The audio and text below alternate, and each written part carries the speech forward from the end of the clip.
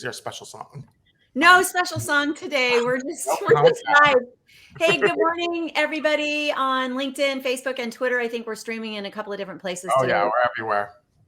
Thank you for joining us. So enthusiastic about the show today. And I'm Bennett. How are you doing? We'll riff a bit. I'm hanging in there. I just finished up and wrapped up a bunch of sequence emails. That's always fun to do at 5 o'clock in the morning.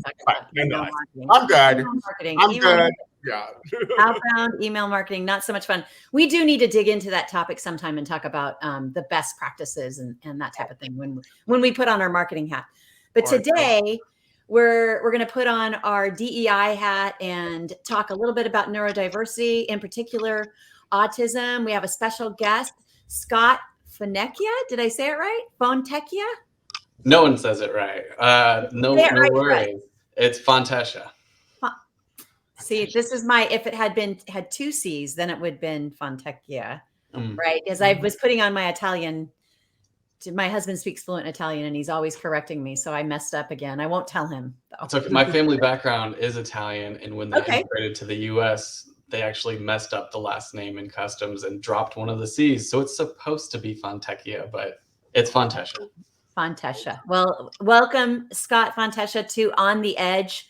Bennett and I launched this program last fall, early fall, with the idea that we wanted to be on the edge of every topic, meaning just continually learn, unlearn, and stay curious, like we talked about before. I want to give you an opportunity to introduce yourself and tell us a little bit about your work.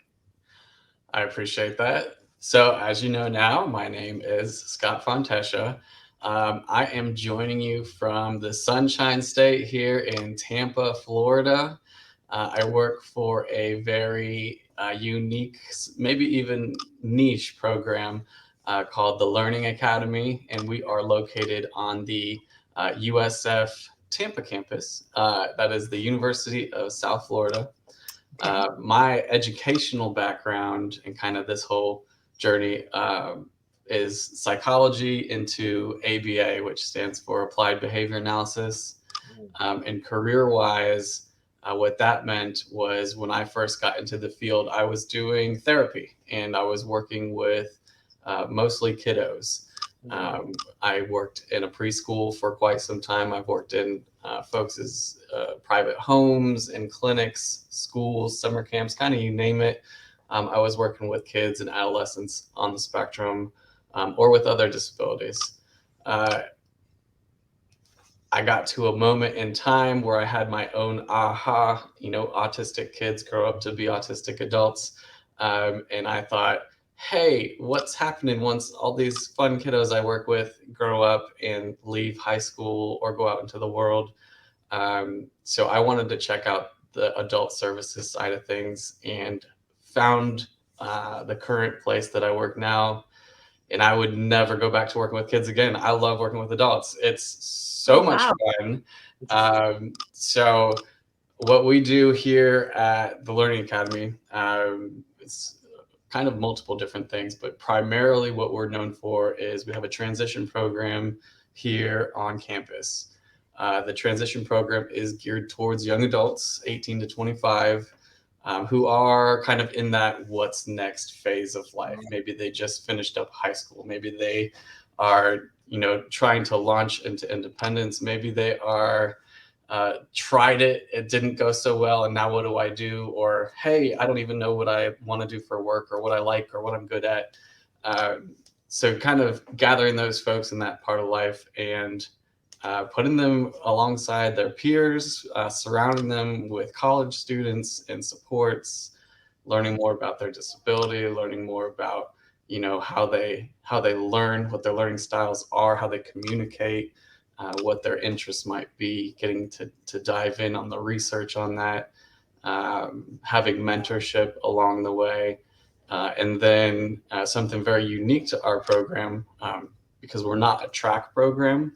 And what that means is a track program has a very specific outcome. So say you join a program and you're learning hospitality skills and you're going to become, a waiter or a busboy. Our program is open-ended and we focus on any interest areas that folks have. So the students that come our way, have wildly different interests and backgrounds and goals.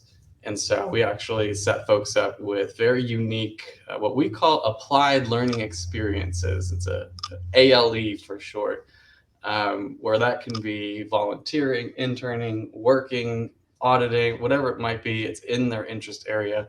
We hit the ground running and make those things happen. So that's a really cool aspect of our program. Some other highlights of what we do outside of the transition program: we are a vendor through the Department of Vocational Rehabilitation, which every state has. Every state, I'm sure it's a difficult, terrible entity to work with, just like it is in Florida. But it's actually, they're pretty great people. And it's a good funding source, a great service area for folks with disabilities. And oftentimes they're the ones who are, paying for tuition or whatever barriers to employment there might be. Just any state agency has its roadblocks and challenges that come with it. So we do employment services. We're getting people jobs, 18 and up, any age. We work with a lot of folks who later on in life get diagnoses. I have a fantastic memory of a guy I used to work with who was in his 50s and got his diagnosis for the first time and got him an amazing job, actually in HR. So just some really cool stories over the years. I've been here since 2015, so I guess 8 years now. Our newest endeavor that we launched is called Tech to Work. And that is a really interesting program with a focus on technology, and more specifically automation. And so we're getting people certified in robotic process automation. Wow. Yeah, I'm the instructor for that course, the program coordinator, all this good stuff. Obviously, I could talk about this for days. So let's put my stuff on hold. That's me. Well, no, we're not putting you on hold. We're just going to dig in deeper on it. Yeah, there's no on hold here. I'm interested to think, and maybe you shared this and I missed it, but interested to know what drew you to wanting to do more or be involved with autism and autism awareness and working with kids to start with? To start with, good question. So my parents are, one's a nurse and one is a special education teacher. And so from an early age, I was actually volunteering with my dad in schools when he was both a teacher's aide and a lead, and working in classrooms with kiddos with different disabilities. And autism was one of those. And I didn't know anything about it. I was very ignorant to it. And then in high school, I had a very close friend who was on the spectrum. Again, didn't know anything about it, probably said all the worst things along the way. But one thing that I did do was I treated him like he was part of the group, that he was a friend, that he was an equal to all of us. And I could tell that that was something that he really genuinely appreciated. His mom, not so much, because we got into a lot of trouble. I didn't know a whole lot, about autism or what that was. And then kind of fast forward to school, and I just kind of found my passion areas really were with people. And psychology was fantastic, and learning more about people and how people work. And then I actually kind of accidentally fell into ABA and behaviorism as a whole, fell in love with it, started working with folks on the spectrum or with any kind of disability or background, and noticed it was something that I really gravitated towards, enjoyed doing. And it's snowballed since then. And I can't really imagine being in another field. I love what I do. It usually comes across and people are like, okay, we get it. You really like this sort of thing. But I'm just one of those people that kind of got lucky to find a career that I love. The people I work with are all super passionate and actually, care about what they do and the people that we serve. So it's been great. And I guess I credit it to, maybe my parents, the mixture of their backgrounds, and then just kind of nudging me in the right way here and there. So, well, they must be really proud of you. The work that you're doing is so important and just impacts so many different people. I'm sure you have many, many stories, lots of stories, and hopefully we'll get into more here. I just want to make a comment real quick, and maybe you can add to it. When I was a kid, we didn't talk. I mean, what autism wasn't even I don't even think it was a diagnosis or a word. I'm sure it was called something else, troubled teens, or, hyperactive, or, I don't want to say the MR word, but words, but that seemed to be the common, maybe misdiagnosis for a lot of kids and adults that ended up in trouble, that moved into adulthood and ended up in trouble with the law or with any other kind of problem that can happen.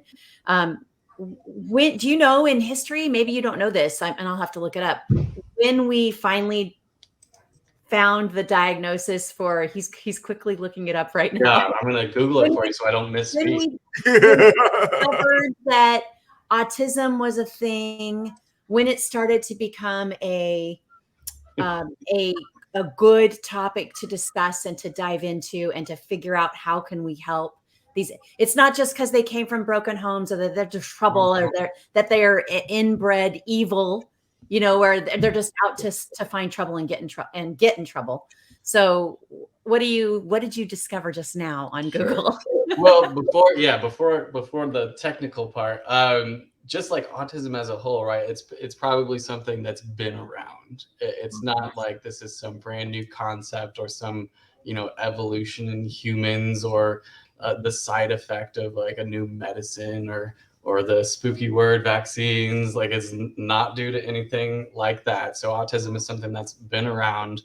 But yeah, the classification of autism, when did it formally, enter the DSM, get on the books? That's the technical part I looked up. The DSM-3 is the first version where you could get the diagnostics, and that was published in 1980. Although I think, off the top of my head, the first diagnosis happened at some point in the 60s. And so that's a weird thing to quote me on. That could be true. I would verify that.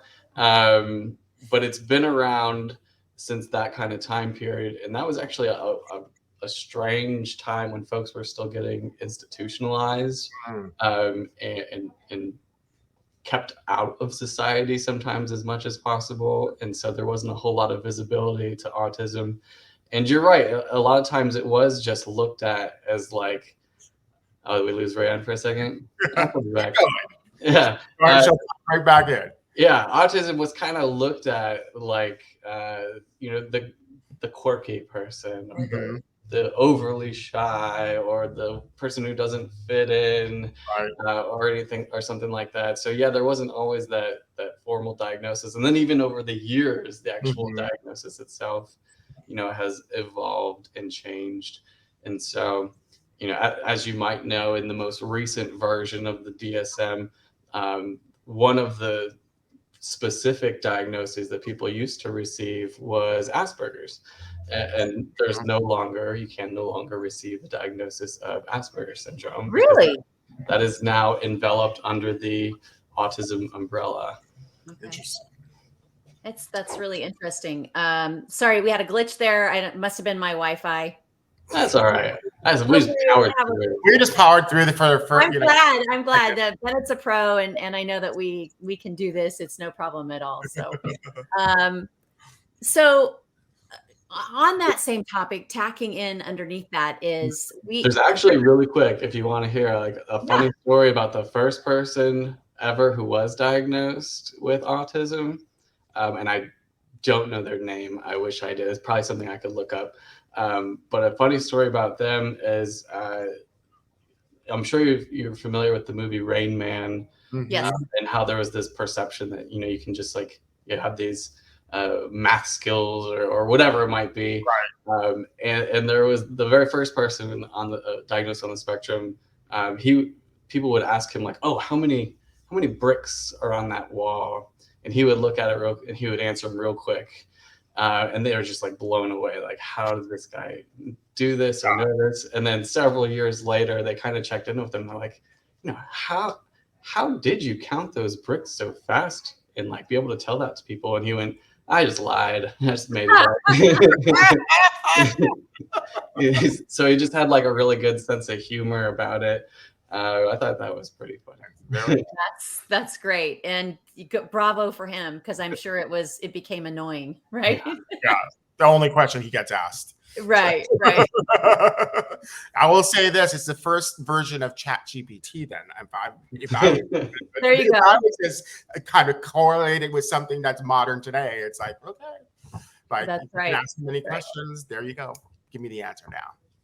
So there are a lot of books, a lot of learnings out there, podcasts, any kind of resource, courses about neurodiversity and about autism, obviously. So because of the work that you do, what do you think is missing in all of that we would benefit from knowing, those of us that are allies, those of us that, have had diagnosis when we were young or late diagnosis, like myself, not autism, but I diagnosed last year late in life with ADHD. So what's missing out there today that will help everybody understand? Yeah, good question. And I think it's something that is catching up slowly. There's definitely a few things that come to mind. And the first thing for me, overwhelmingly, that comes to mind is the actual autistic perspective from autistic people. And so I think over time, for the longest time, autistic voices have not been represented across mediums, whether it's, in research, being the researchers, in media, gosh, even in, movies and TV shows, you had neurotypical people playing the role of autism. There's all these things where the actual autistic people themselves have not had that voice along the way. But I do think that self-advocacy is probably at an all-time high. Things are slowly catching up as a society around that. Even the big dogs, resource-wise, in autism, are starting to change course when you start to think about the Autism Speaks of the world. Not to put anyone on blast, but they are not the most favorite organization of the autistic community. We heard that. Yeah. That one very much strong last year. Yeah. So that it's the voice is now actually being heard. It's forcing a lot of things to change and take course. There's even a great show on Amazon Prime. What is it called? Oh gosh, I'll have to probably look that one up again too. But there's the actors who are autistic are actually playing autistic characters. Very cool, and it's a much more realistic representation instead of something, like Rain Man or even The Good Doctor, where it's more like these savants. And it's a much more realistic view. So I think overwhelmingly my answer for that is probably that autistic perspective, and something that I'm doing and a lot of people are doing is getting folks more involved. And so, as small of a platform as I do have here at the university, I'm trying to get, whether it's our students or the clients I work with, more involved in that speaking out and platform piece, whether it's joining panels, creating videos with us, doing Q&As or presentations together, or, as we're touring businesses and just giving people their own opportunities to speak up and shine and put their perspective in there. Because that autistic perspective, I can, talk about autism and characteristics and traits all day long, but I have not, lived a day as an autistic person. So that's really, really valuable. Yeah. And then I think another thing that comes to mind when I think of, what's missing out there, is a little bit of awareness of who is autistic. And so I think there's definitely some stereotypes where it is thought of and maybe known of as like something that impacts boys or something that specifically impacts white boys, where that is a big, untrue statement. And some data was finally released this year to counter that. March 23rd. They released the new prevalence numbers for autism that have inched up. Once again, it's now a diagnosis rate of 1 in 36 children. So it's nearing 3%. Wow. And this was the very first time ever that white children were dead last in prevalence rates. Wow. And it was actually minority communities that had higher rates of diagnosis, which is really good to see, because it's historically not been that way. And it's been very has it historically not been that way because of the lack of healthcare awareness, seeking out, instead of labeling, this is a troubled kid, we're actually figuring out a way to help them, and recognizing that it's something more than just somebody trying to get in trouble. Correct. And I think access to services is huge. Medical professionals understanding the diagnosis is huge. And then I also think, and maybe it's one of the last few great things that the Autism Awareness piece of the month does, is it's kind of demystifying and taking some of that stigma away. Because I do think minority communities have trust issues with medical professionals. Yeah. Historically, that's super justified. And absolutely, the fact that we're, demystifying some of these labels, and, having autism is not some bad thing. It's not some, crutch or something negative. Getting that diagnosis isn't so scary anymore. And so, for the first time, the populations that kind of led the way were Asian, Pacific Islander, Black families, Latino families, and then white families were dead last. So is a really cool thing to see. And then on the flip side of that, something that still needs better work is the differences between boys and girls getting the diagnosis. I think girls are severely underdiagnosed, kind of fly under the radar. A lot of it due to, different kinds of social expectations. It presents differently in girls, and you got to kind of think, autism as itself, when professionals were learning about it and developing tools and screening, it was for white kids, white boys, and that's why a lot of those things, anyone else, tends to be underrepresented. So it's all catching up, though. It was the first time ever that females broke a percentage point. It was a 1%, and males it was a 4%. So it's interesting to watch the data side. So I'm kind of our in-house nerd data-wise too. So what do we always say, Bennett? What you don't, you cannot change or help what you don't measure. So you have to know, and knowing involves data, and that's how you can change and benefit. Yeah. I have an interesting story, and I want to tell it very tenderly, or I don't want to be trepidatious about it, because it's had an impact on my life. When early in my adulthood, I worked in the dental field, and the majority of my years in dentistry were in children's dentistry.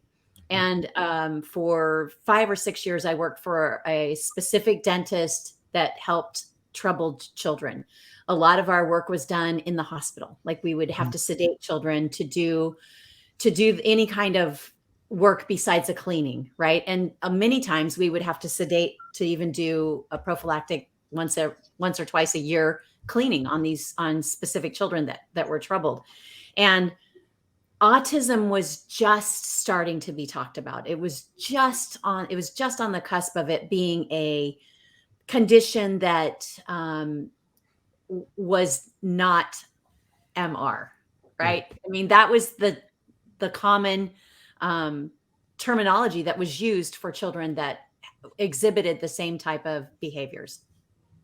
And I had an experience where a Black child, and this was in Northwest Indiana at the time, we had a Black child that came in and had several siblings that would come in with this child. The parents didn't come. The older children brought this younger child in. He was probably 8 or 9 years old. And he came every 6 months like clockwork because the family knew how important dental care was. And it was a terrifying, horrible experience for everybody involved because of how this child was treated. Just drug in by, by his heels. A weapon was used on him. A whip was used on him to get him to sit in the chair. And it was a really traumatic experience for me. I grew up with a child that had a brother that had cerebral palsy, and had so much empathy because of the care that we provided for my brother, and watching my parents, the heartache that it was when he passed away as a very young adult, 20 years old. Wow. And so I had this empathy, but I didn't know how to help or interact or stay out of it, even though I was the healthcare provider in the situation, right? And I just don't, I mean, if I could go back in time, what could I have done differently? I mean, I just tried to help. I mean, my job was to help this child get dental care, right? It's not like I could give him oral hygiene instruction or tell the siblings to stop beating on him, and I'm sure that other people have experiences like this in the back of their mind where they've seen abuse, right? In order to direct or help the child get through a situation, a stressful situation. Clearly, this was a stressful situation for this child. He would have benefited from being sedated for every interaction, right? It just it was not a good experience for anybody involved, and stays with me to this day, right? So I don't know if there's anything that I could have done. I mean, do you have any advice that you could have given the 23-year-old Rayanne when she was in this situation? What could I have done differently? It's so hard too, because you got to think, or at least maybe assume, that all the parties involved had the best of intentions, right? Absolutely. They want to help this kiddo. You know, oral hygiene is so important. It can be linked to so many other negative setbacks if it's not taken care of. And so it's a really tough thing all around. And it all kind of starts at home, and the parents, if you have a son or daughter on the spectrum, and those things are tough, finding out how can that be more successful for us as a family. And when you start to think about folks on the spectrum and what really tends to work for a lot of people, everyone's going to be different, but what tends to work for a lot of people are going to be things like keeping things very structured, keeping things very predictable, being able to set those expectations so that the kiddos know what's going to happen when they're going there. And some ways that you can do that are using things like social stories, having pictures of the office, being able to explain things at whatever level that person is at, to break it down for them so that it's not so terrifying and different and a change and intimidating. And folks on the spectrum tend to have a lot of anxiety. It's a very common co-occurring diagnosis. Anxiety presents itself oftentimes it almost looks like a meltdown or a tantrum. And it's really just the manifestation of how they're processing that very highly anxious moment of their life. So ways to make those community outings easier can be things like I said, a social story, being able to know what's going on, doing practice runs, like if you're just going there without getting the procedure done, just to check things out and see what the environment looks like, meeting people ahead of time. A lot of times, if you can prep someone and they know what's coming, they can handle that a lot easier than just being completely out of the blue. So as far as what you could have done on the professional side, and what I advise, some businesses to do, is like having things available if people have questions about, like, how do I get to where you are? What does it look like? Who am I going to see when I walk in the door? So having things on a website like photos or videos, like a video tour of the place, or, meet the doctor, or just these different things that can really set the stage and help people prepare for what's going to happen. just seemed like it. And looking back on it, this is pre-websites. Yeah. Oh, yeah. See, that's even tougher. Your best bet was an ad in the Yellow Pages. Yeah. Right? And even then, in dentistry and in the medical field, it was unethical to advertise. Right. So times have definitely changed. Yeah. Clearly. And I can see how your suggestions would have really helped. Another dentist that I worked for actually wrote a book that he would give to patients before they would come in. And they were things that were like made the teeth a happy thing. And this is the doctor that's going to help your teeth. And, so that really helped with children that were troubled or had, and I don't like that word, troubled. That's one of those words that we need to evolve out of our vocabulary, right, Bennett? We've talked so much about. It's like that other word that we are trying to get out of. Yeah, the other words that unlearning, like you said, unlearning. Exactly, unlearning. So thank you for that. I'm sorry for the diversion. It just was a story that popped up in my head. And when we look at the month of April, right, we've got the Autism Awareness Month. Do you think, and we've talked about Black History Month, we've talked about Pride Month, all of these things, it should not just be a month. Right. But do you think that Autism Awareness Month has helped with understanding autism and other neurodiversities, or has it become another performative response to just a way to act like, perform like you are helping or doing something or making a difference or like you're aware? Sure. And I think depending who you ask, you'll get a different answer. I think if you ask someone on the spectrum, they're going to immediately tell you, I've got autism year round. I don't I don't want you to be aware of me just in April, or there's even World Autism Awareness Day, April 2nd. Like, it's more than just a day. I do think that the Autism Awareness Month over the years has definitely been helpful for, the neurotypical population, getting people up to speed, knowing what that terminology is, knowing that it exists, knowing that there's a lot of people out there in the world that statistically you probably know someone on the spectrum. Yes, I think it has certainly helped. And then I think, with prevalence rates and more people getting diagnoses and all that stuff, awareness has done its part. But kind of as you kind of alluded to, I do think we're all aware that something exists. And maybe hopefully now it's kind of transforming into an awareness of what does that mean? What is the characteristics of autism? What do I do, better or differently to be more accommodating? And so I think it's really transitioned more into Autism Acceptance Month. And then I think when you start to see people who are, going a little bit rogue and doing more, it starts to turn into Autism Action Month or Autism Advocacy Month. And so, I think awareness is kind of in the rear view mirror at this point. And we are at that acceptance phase. Oh, good. I like to hear that. I think that it's so important for us to know that many times when you see autism awareness, it's all it is autism awareness. It's just a razzle dazzle on the front end without the action in the back end, right? So to that end, when we think about folks that have autism, and I want to ask about this too before we get into this, is it individuals that are autistic, or is it individuals with autism? Because I've heard it two different ways, and one way I've told is offensive. So I just want to make sure that we know what is the most appropriate way to say it. This is one of my most favorite things to talk about, is language and terminology. It's very fun.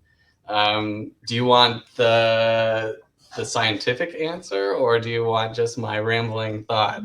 Your rambling thoughts, because the scientific answer is usually created by individuals that aren't in the field working with people every day. I can see that. So my fantastic viewpoint, and definitely based on a lot of different resources. including all the people I work with, all the good stuff. So basically, those differences in terminology, it's person first language, which is that person with autism, so you're putting the person before the disability, or identity first language, which is autistic person, where you're putting what they identify as ahead of the describer. So two different camps on this one, right? Person first language, so an individual with autism is overwhelmingly the favorite amongst professionals and families, and I would say even, you know, out in the community. So the reasoning behind that being, you know, people are more than their labels, putting people ahead of that sort of thing, and you're a person before anything else, and giving people the option to choose what kind of labels that they want rather than making that choice for them. So overwhelmingly supported by the professional community, just to, you know, it's better to assume that they're a, you know, a person and then what they have with them. Now the flip side of that is the identity first language is overwhelmingly preferred by the actual autistic community and people with the diagnosis. And typically the reasoning for that is it's like, I am an autistic person. I'm not going to be anything else. That's who I am. That's what I identify with. And actually the very literal terminology of person with autism, they will view that as something where I can be with it or I can be without it. I can put it down and pick it up and carry it with me. They're like, I'm not with have to be there every day. Yeah. It can put it in, you know, they're like, I'm not with my autism. I am autistic. And so there's a very different viewpoint out there, but depending on which community that you're speaking with, there's also a bunch of people that don't care.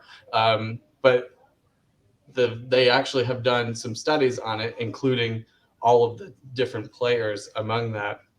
And what the research shows is that kind of what I just said, if you ask people individually what they prefer, autistic community prefers identity first, professionals and families person first, but the where they meet in the middle, there is terminology where everyone meets in the middle, and there's one preferred way to talk about folks, and that is using the phrase on the spectrum, which, if you think about it, technically is a person first language. So it really meets the professionals and families. They love that because it's someone who's on the spectrum. So it puts the person first, but also literally autistics say, yeah, I'm on the spectrum. Yeah, that's literally true. I agree. So you're kind of finding a middle ground where everyone says, yeah, that's a way that, you know, when you describe autism and talk about it, that's what we agree on.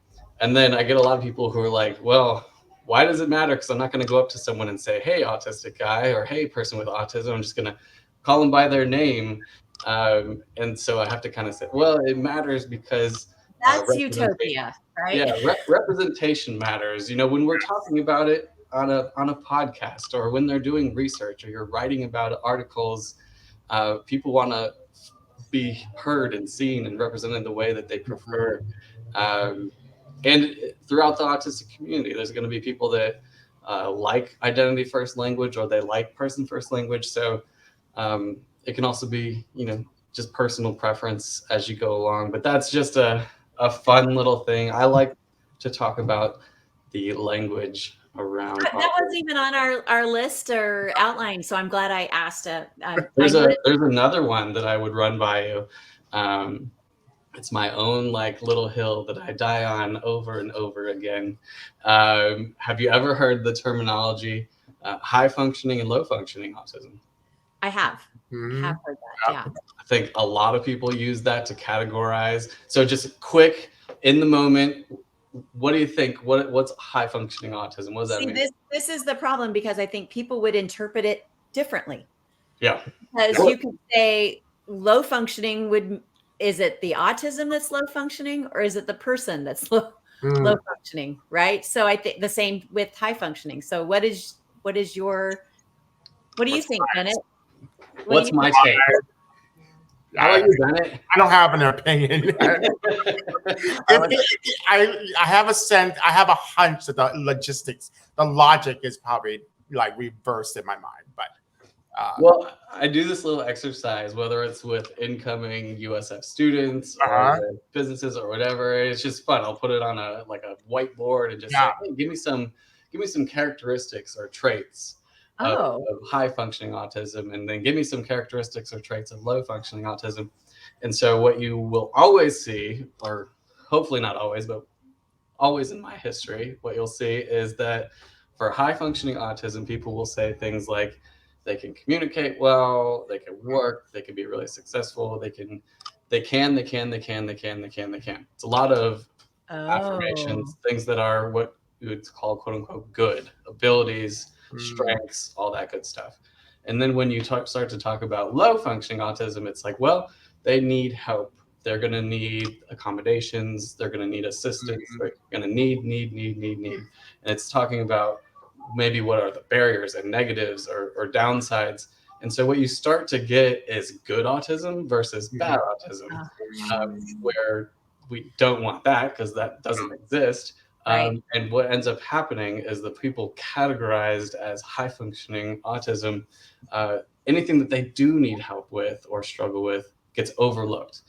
And then on the flip side, folks that have this label of low functioning autism, so anything that they're good at or their strengths or what they know tends to get overlooked. And so it's a really weird thing that I go to battle for regularly, and I put it out there. So then I do have a follow-up question to that in how you describe, because I think with the new environments that at least employers are offering in this whole remote world, do folks that would be looked at as kind of low functioning autism succeed in a remote environment where they have a little bit more a lot of less unknown factors, but something very familiar, and thus maybe their ability to be successful is much higher in that kind of environment? Yeah, I think it's going to depend, right? It's going to depend. And autism has that wonderful quote. I think it's attributed to Dr. Stephen Shore, that if you've met one person with autism, you've met one person with autism. It's a very famous quote. But yeah, maybe. And so when you start to think about remote work, it's all about the employer, what their expectations are. And so on the other end, if you've got the ability, if you've got the knowledge, if you've got the credentials, experience, whatnot, if you're a fit for that job, you're a fit for that job, regardless of what your disability is. If you can do the job, you can do it. And I think it's getting the opportunity to do it. And so there's going to be a lot of folks who would be classified as quote unquote low functioning because maybe their communication systems are hard to understand, or maybe their social skills are heavily impacted. Or maybe they have really difficult times with environmentally with different sensory inputs and whatnot. And so they might get discredited for those things, even though they can do the job, sometimes and oftentimes better than their neurotypical counterparts. But they often will get overlooked because, well, they didn't answer the interview questions the way that I expected. Or, when they walked into my office, it was too overwhelming. And so they had anxiety that presented itself in a way that I didn't understand. And that, confused me, or I was scared of that. I didn't know how to treat them as a person. So well, it depends. And to Bennett's question about remote work, I wonder if that eliminates that feeling of belonging, right? One of our focuses for Bennett and I is, belonging, feeling like you belong at work, at home, in life. And if somebody with autism, if an autistic individual is relegated to a home environment to prevent problems at work, or a corner office far away from everybody else, or whatever, then they lack that. I mean, are true DEI efforts taking place that allow this person to feel like they belong? Right. Right. Yeah. And I think that would depend, you know, what does that belonging mean? Is belonging, you know, being in a physical space with people, or is that overwhelming? Is belonging being invited to, you know, participate when I want to? Is, you know, what is belonging person to person? And I think a big concept in the autistic community is the concept of masking. And it's something that, you know, we all do, just it's a human characteristic, but even more so within autism communities, because having to deal with the neurotypicals who put these different kinds of social expectations and burdens on people. Sometimes it's easier to just mask and pretend and try and push through than it is to be your authentic self. And so I do tend to think that a lot of folks on the spectrum actually find a lot of solace and commonality and belonging through online communities and being able to be more of themselves in ways that are comfortable. And that's not everyone, but you know, all the students that come through our program, they're on Discord and they're chatting and they're gaming and they're doing all those great things. They're able to be themselves fully. And I think until, you know, employers and community spaces start to be more accepting and allowing of people to be their true and full selves, remote work sometimes is even better. Yeah. I mean, I was brought the remote work up because I was just reading an article about how remote work has actually helped people with disabilities get employed more. It's actually reached a record high of like 22%.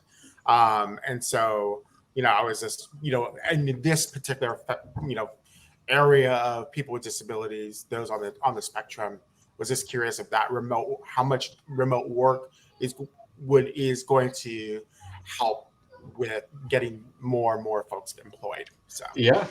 And when you start to think about the nitty gritty of like what is the different, you know, components of autism that's impacted, and it's things like, you know, sensory input. So if you can control your environment, like being at home, that eliminates those different, you know, sensory barriers. Or if it's, you know, my social and communication skills are impacted. Well, if you can work remotely and avoid the social side of work, because sometimes people don't want to talk about the small talk, or they don't want to go to the office birthday parties because that doesn't make sense. That's not work. Sometimes working remotely is a benefit. It's well, both Bennett and I work remotely, so we benefit from there you go. But it's not for everyone. It's interesting, and I appreciate you talking about on the spectrum, that phraseology, because for me in the past, it bothered me because I felt like it added a question. Well, where on the spectrum? You know, there was always this, okay, where does that mean? High functioning, low functioning? You know, what does it mean? Right. So I appreciate you letting us know that that is probably the best way to say it. And it doesn't matter. I can dispel that question, where on the spectrum, because it doesn't matter, especially if I have empathy and if I have a desire to really make somebody feel like they belong in a particular situation or environment. So thank you so much for sharing that. Let's move on a bit, because I want to talk about allyship. But before we get there, as leaders, one thing that Bennett and I launched last year was the question, what do leaders, CEOs, HR professionals need to know so that they can do their job better when it comes to assisting those with disabilities or neurodiversity? This year, we kind of transformed that question to, how can we support you? Okay. So if a leader, a CEO came to you and said, we are interested in implementing a really important DEI program that is going to be expansive. In particular, we're looking at neurodiversity because that's been a place that we haven't really focused. Yeah. How can we support that community better? So what would you tell this CEO? Well, first of all, I'd say, like, thanks for taking that first step, because I think that if someone has that goal and they want to make that step towards maybe like a targeted hiring initiative or building into, you know, those goals of having more neurodiverse employees, they're already kind of recognizing, okay, we're not the experts here. We're not going to, take ownership for this and do this. And it's what I say goes. So leaning on support systems locally, I think, is really key to finding out like who does do this, who knows what they're doing, who has done this before, right, and what can they recommend and help us out with, because we're happy to work with businesses whenever they have these goals. And what that kind of looks like is you start off with those honest conversations of like, where are things right now? Where would you like them to be? What do you have in mind? How can we help you achieve those goals? It starts having that buy-in at the top, by the way, super crucial. So I hope it's the CEO coming to us. It's usually someone who has a passion project at like the HR level or the manager level. And they're like, we want to make this happen. And then, show the company that it can work. And it's like, well, actually, you need to get the buy-in from the top so that it will work. But yeah, it can really start with things like training, professional development, these awareness trainings, more targeted trainings, in making sure you have the right teams in place that you are training and working with, having these support agencies or organizations, especially local. Now, there's definitely some national ones that work on a bigger scale, like the Specialist Sternas of the world or the Integrates, where they can kind of come in and run these giant programs. But even they will tend to lean on local organizations for things like sourcing the right candidates and referrals, or even the on-the-job coaching piece, because they usually have a bigger scope than that. So finding those local partnerships to build, and then finding the right people. And yeah, I mean, it depends what the goal is, but that's usually a good starting area. Finding the right teams that are going to work, having like built-in supports even on the job itself. Like, who's my point person? Who's my on the job? Like, who do I go with all my questions? Who's my supervisor? Building out the different training materials. Folks on the spectrum tend to be visual learners, not always, but tend to be visual learners. Well, is your training set up to help someone like that? Or do you have this old school, like written directions, or do you just talk to people and they have to be auditory learners? So kind of working with them on what's your training process? What does the onboarding look like? And even smaller things like, what does an interview at your company look like? Can we set up an alternative interview? Can we set up a skill-based interview? There's a lot that can go into it. So I have a ton of recommendations. Oh, great. Well, I'm going to ask you to share those and any kind of links that we can put underneath this post, and make sure that everybody knows where they can go for more information. When we consider advocacy, internal advocacy in an organization, is it important to have like one person to go to? I know that we've had a big push for DEI to have an individual in place within an organization. Of course, it depends on the size of this company, or does it? I mean, this is a really important issue, right? So is it important to have somebody that is an advocate for anybody that might be different than a normal person? I mean, we really have to work on language, right? Because language is huge. It's very evident that we are,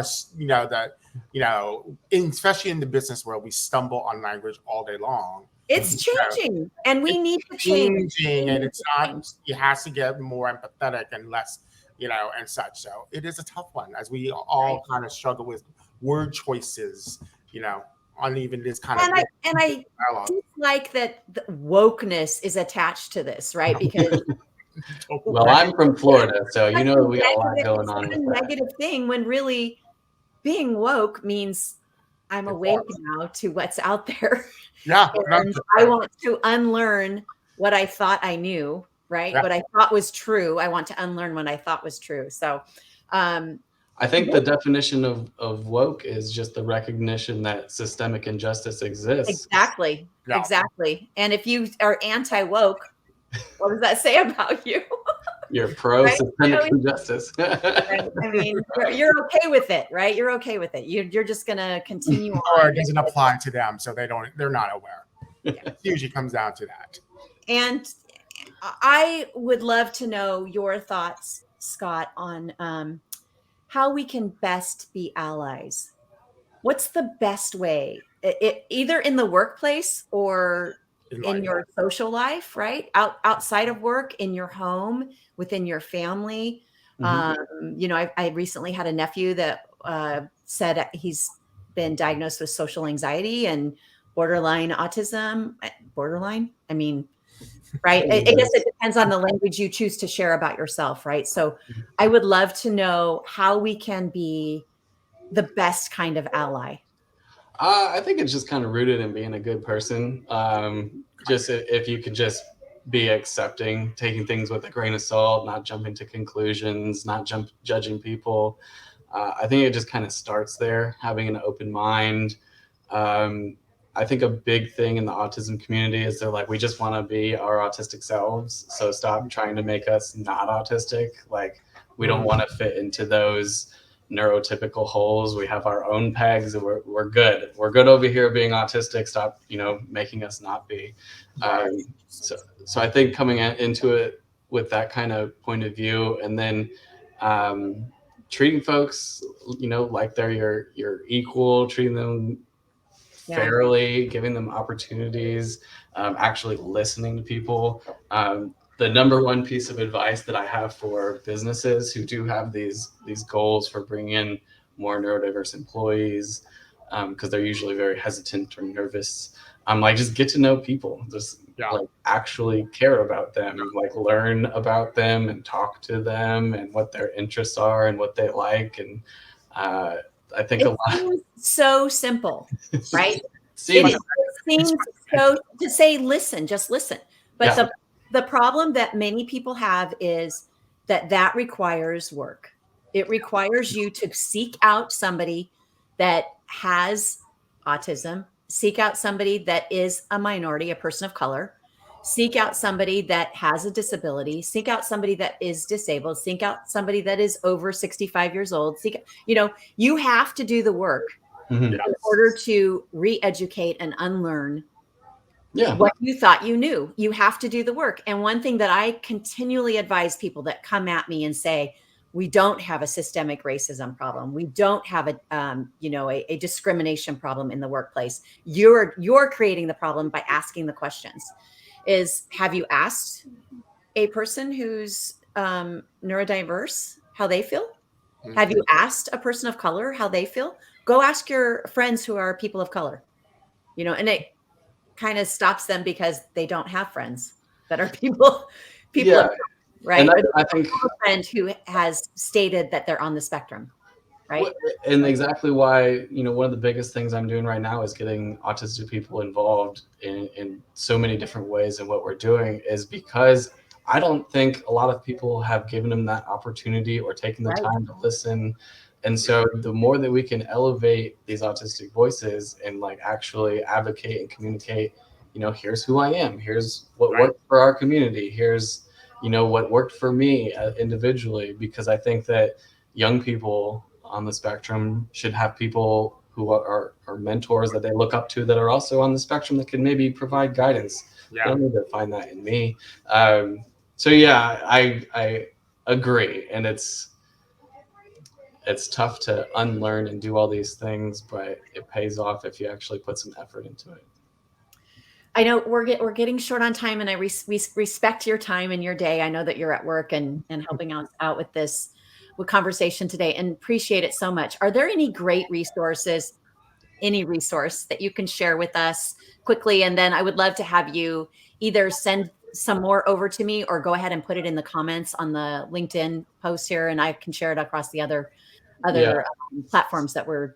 So I think I'll take that at a little bit different angle, because I could throw out, the National Autism Society and all these different organizations and things to check out. I think my recommendation for this kind of conversation to look for resources is to go to the different social media platforms, go to LinkedIn or Facebook or whatever, and then search by the hashtag actually autistic. Start to go out and find people on the spectrum and start to connect or follow or learn from or digest the information that they're putting out there.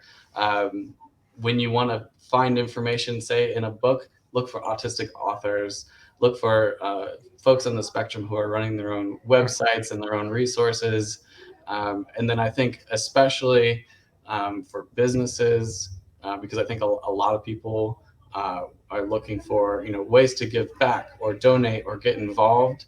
I'd say look locally to organizations that serve local populations, because that's where you're going to see a big impact on what you do if you are giving back. And you can give back by, just opening the doors to job site tours or informational interviews, or helping review people's resumes, or teaching some kind of skill. You can build out internship programs or let people volunteer. So there's a lot of good ways and resource-wise of what people can do actively. So I think that would be my recommendation, resources. And I can give you other ones that, Well, that's how I found you, Scott. Yeah. It was just being open to looking at hashtags, following individuals that are part of that community, that are speaking out, that are talking about it, that are advocates themselves, that are speaking to volunteerism, donations, whatever you can do, awareness walks, whatever is out there. So I really appreciate you being vocal. A great site run by a autistic author. It's called Autistic Not Weird. Good website. Check it out. I love that. We will check it out. Well, Chris Vanilla. Thank you so much for joining us today. We really appreciate your willingness to speak out and the work that you do. It has such a huge impact on every person that you come in contact with, or that your organization, your university has decided that this is important. And I can't thank you enough. I appreciate you guys for letting me come and relax and talk with you. And I love this format where we get to talk together. It's been a lot of fun. And if you ever want to do it again sometime, let me know. Sure. Absolutely. We'll have you back when it's not autism awareness, acceptance, advocacy, and what's the other one? Action. So thank you so much, Scott. It's been an absolute pleasure. All right. Thanks. Thank you. Bye.